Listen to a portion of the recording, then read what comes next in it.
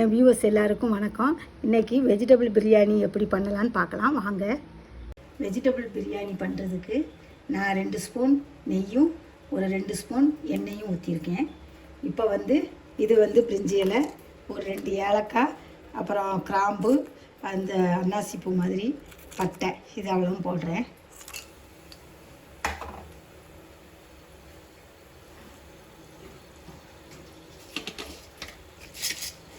ஒரு ஸ்பூன் பெருஞ்சீரகம் போட்டுக்கிறேன்.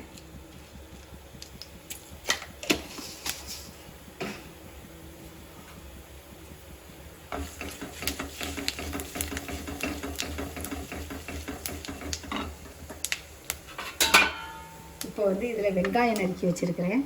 வெங்காயம் போட்டுக்கலாம்.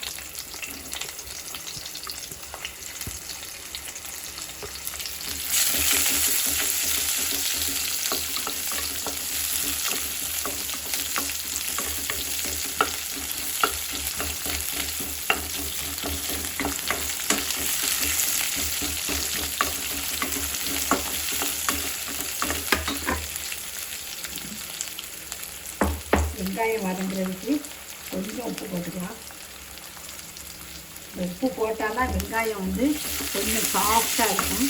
அதனால தான் நம்ம வெங்காயம் வதங்கும் போது உப்பு போடணும்.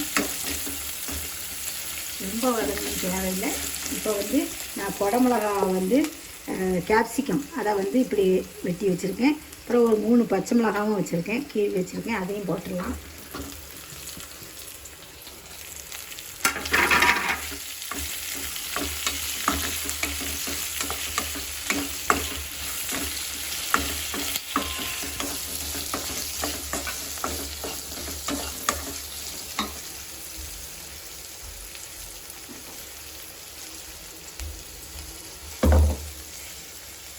இப்போ இஞ்சி வெள்ளைப்பூடு பேஸ்ட்டு போடுங்க. நான் மிக்சியில் அரைச்சி வச்சுருக்கேன். இஞ்சி வெள்ளைப்பூடு பேஸ்ட்டு அதை போட்டுக்கலாம்.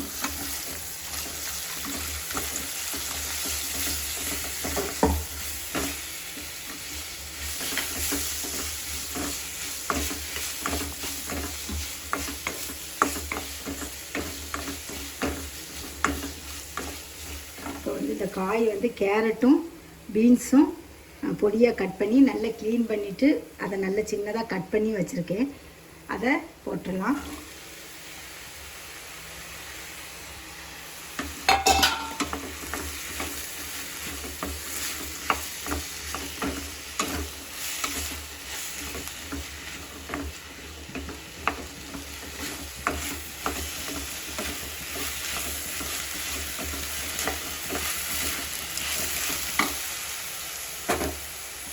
கொஞ்சம் மஞ்சள் பொடி போடுறேன். 1 ஸ்பூன் மஞ்சள் பொடி போடுறேன்.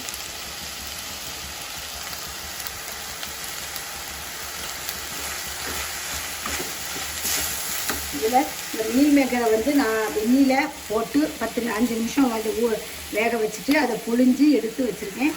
அதை 2 கட் பண்ணி வச்சுருக்கேன். அதை போட்டுடலாம்.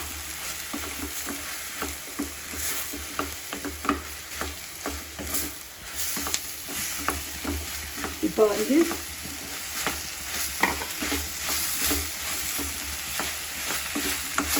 ஸ்பைசஸ் எல்லாம் போட்டுடலாம்.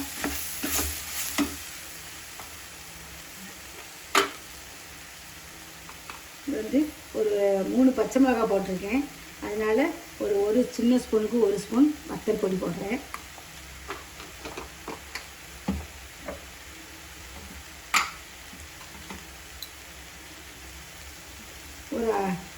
ஒரு 3/4 ஸ்பூன் கரம் மசாலா, தேவைக்கு உப்பு,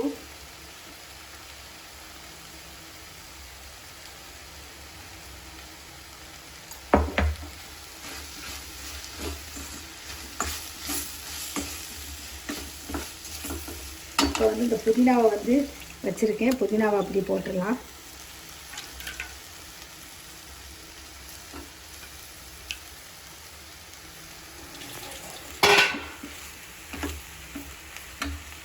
புதினாவை போட்டாச்சு.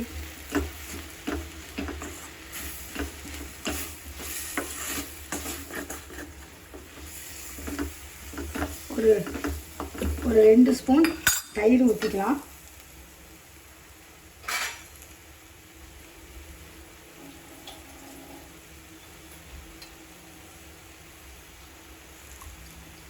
ஒரு 2 ஸ்பூன் தயிர் ஊற்றிக்கிறேன்.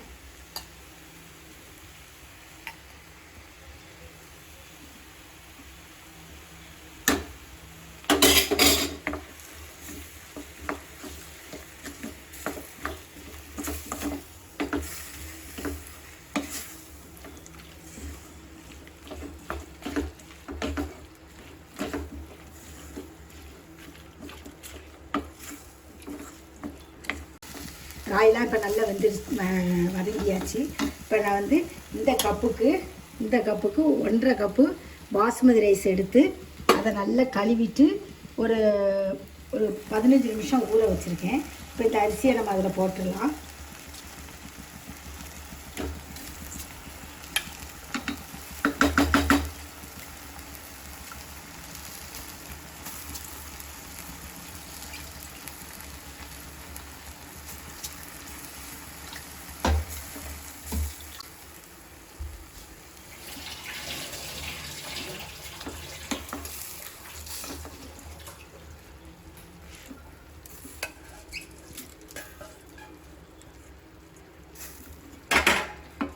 இப்போ இதை போட்டு கொஞ்சம் கிளறி விட்டுக்கோங்க.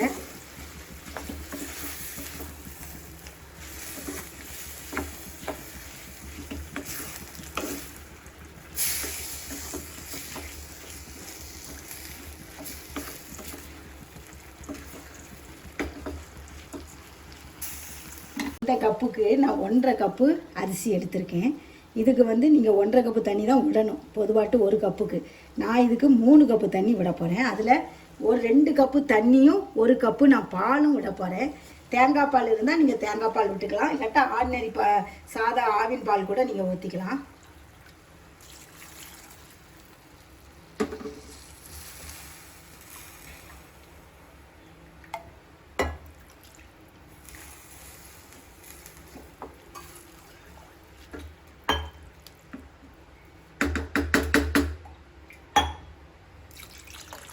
கப்பு தண்ணி.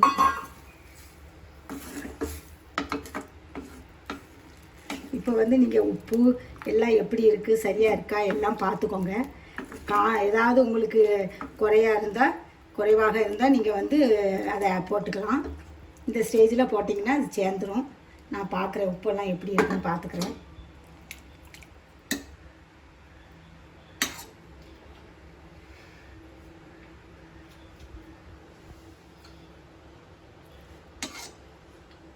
உப்பு கொஞ்சம் கம்மியாக இருக்குது.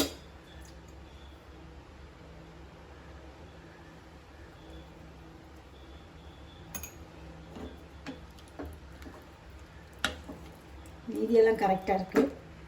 இப்போ வந்து நம்ம கொத்தமல்லி கீரையை கொஞ்சம் போட்டுடலாம்.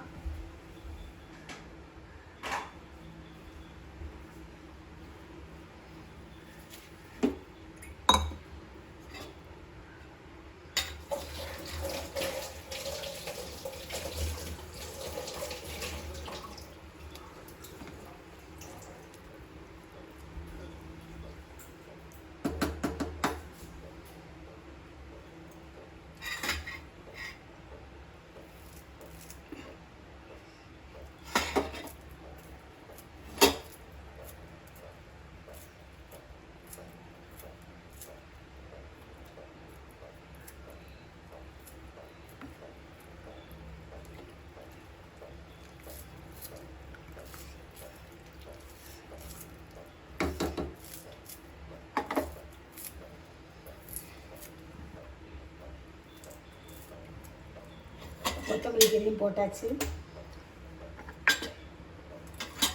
இப்போ வந்து இது அப்படியே இருக்கட்டும். கொஞ்சம் ஸ்லோ ஃப்ளேம்லேயே வைங்க, ரொம்ப ஹை ஃப்ளேமில் வைக்காதீங்க.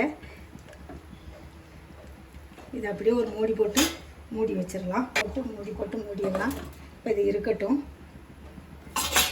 இப்போ எப்படி இருக்குன்னு பார்க்கலாம். பாருங்கள் எப்படி வந்திருக்குன்ட்டு. எப்படி அழகாக வந்திருக்கு பாருங்கள். நல்லா வெந்தாச்சு, உதிராக வந்திருக்கு பாருங்கள். நான் நேரடியாக தான் போட்டிருக்கேன். உடையாமல் அப்படி மெல்ல அப்படி கிண்டி விட்டிங்கன்னா இப்போ பிரியாணி ரெடி ஆயாச்சு. இதில் வந்து நீங்கள் மேலே வந்து வேணால் கொஞ்சம் நெய் ஊற்றிக்கலாம். கொஞ்சம் 1 ஸ்பூன் நெய் ஊற்றிக்கலாம். பிரியாணி நான் அடுப்பை ஆஃப் பண்ணியாச்சு. இப்போ பிரியாணி ரெடி ஆயாச்சு. இது இப்படியே இருக்கட்டும், கொஞ்சம் நேரம் இருக்கட்டும் அப்படியே. இப்போ காலிஃப்ளவரில் ஒரு மஞ்சூரியன் மாதிரி பண்ண போகிறேன்.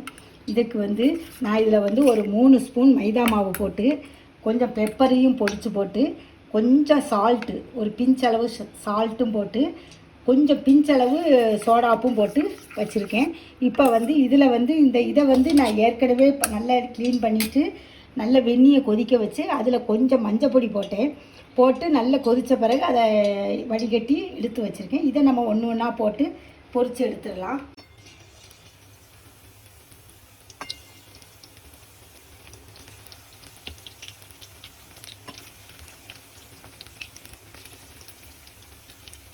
நம்ம வெங்காயத்தை இப்போ வதக்கிடலாம். எண்ணெய் கொஞ்சம் ஊற்றிக்கோங்க.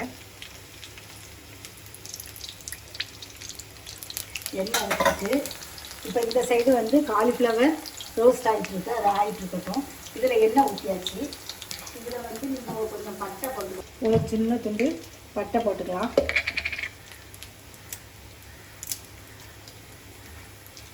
பட்டை போட்டுக்கிட்டு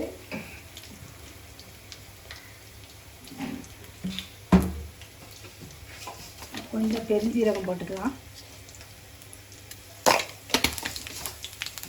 போட்டுட்டு வெங்காயத்தை போடலாம். இதில் வந்து வெங்காயமும் கேப்சிகமும் நறுக்கி வச்சுருக்கேன், அதை போட்டுடலாம்.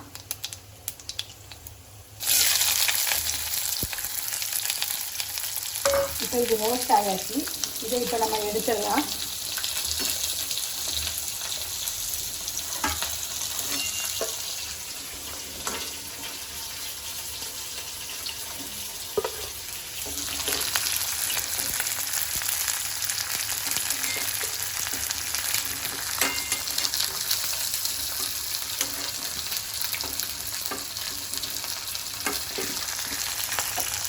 அடுத்த பேட்சையும் நம்ம பார்த்துக்கலாம். இப்போ வந்து அதை கிண்டி கொடுங்க.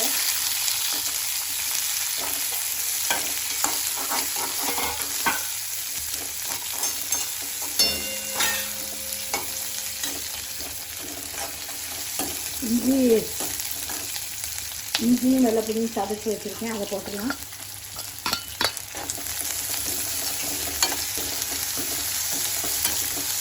பச்சை அந்த கேப்சிகம் நறுக்கி வச்சுருக்கேன், அதை போட்டுடலாம். கொஞ்சம் உப்பு போட்டுக்கலாம்.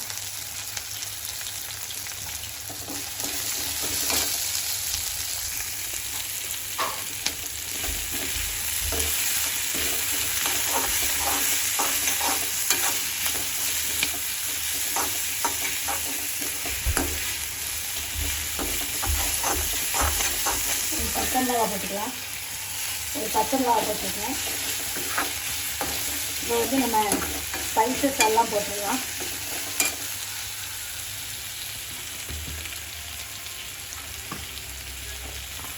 இப்போ வந்து இதில் வந்து என்னெல்லாம் நான் போட போகிறேன்னா, கொஞ்சம் மஞ்சப்பொடி, கொஞ்சம் சில்லி பவுடர்,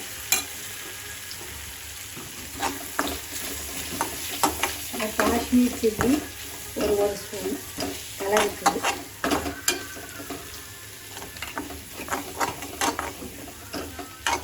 கரம் மசாலா கொஞ்சம்,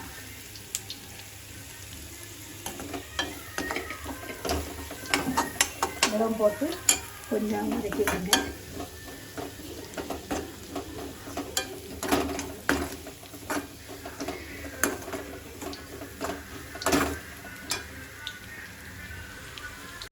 நல்லா வதங்கியாச்சு. இதில் வந்து நான் தக்காளி ஒரு 2 தக்காளியை நான் பேஸ்ட் மாதிரி அரைச்சி கொண்டு வந்திருக்கேன், அந்த விழுதை இதை ஊற்றிடலாம்.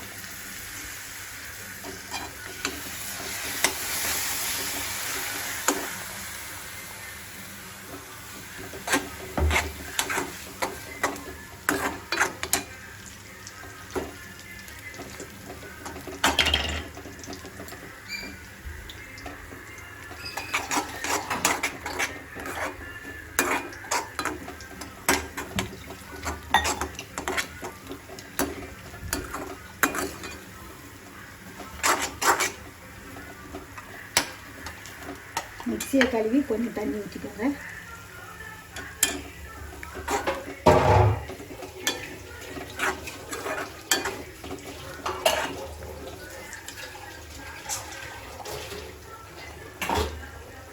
தண்ணி ஊற்றிட்டு இது கொஞ்சம் நேரம் இதாகட்டும், கட்டியாகட்டும்.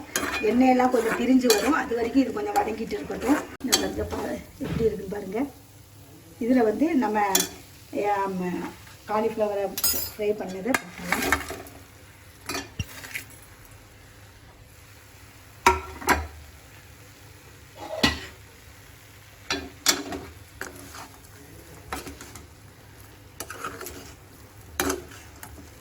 உங்களுக்கு இப்படி இருக்கணும்னாலும் பண்ணிக்கலாம், இல்லாட்டா கொஞ்சம் தண்ணியாட்டு வேணுன்னா கொஞ்சம் தண்ணி ஊற்றிக்கலாம். நான் தண்ணி விடலை, ஏன்னா இது வந்து பிரியாணிக்கு இப்படி வச்சா தான் கொஞ்சம் டேஸ்ட்டாக இருக்கும். அதனால் நான் தண்ணி விடாமல் தான் நான் வைக்க போகிறேன்.